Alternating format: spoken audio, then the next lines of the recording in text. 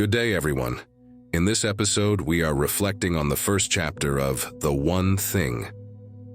What's the one thing you can do this week such that by doing it, everything else would be easier or unnecessary? Contrary to the popular expression, go big or go home, the chapter puts forth the idea of going small instead and staying focused. While life isn't fair in general, there are still some fair aspects to it. Everyone has the same number of hours per day. What we eventually achieve is dependent on the things that were done or undone. Linking back to our previous point on knowledge, do we know enough to make the quote-unquote right decisions or, at the very least, the most effective and efficient one?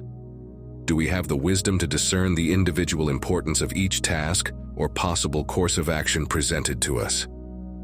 As the chapter suggested, not all things matter equally, and we need to find the things that matter most. What might set everyone apart in terms of productivity is the perspective we have on work. Do we do more work to be considered productive, or do we do less to be considered productive? Being constantly aware that we only have 24 hours in a day, that our bodies aren't machines, and that the fortunate majority of us have commitments to our relationships. It's unrealistic to do too much and add more without cutting anything, which will bring a lot of bad, as the chapter suggested.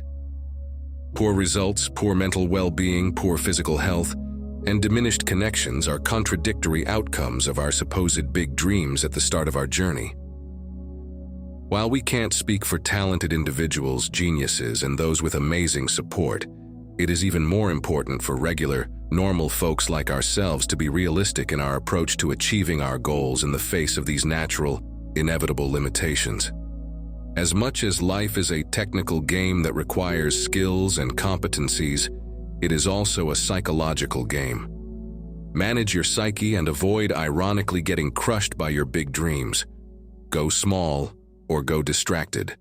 What's the one thing you will do today?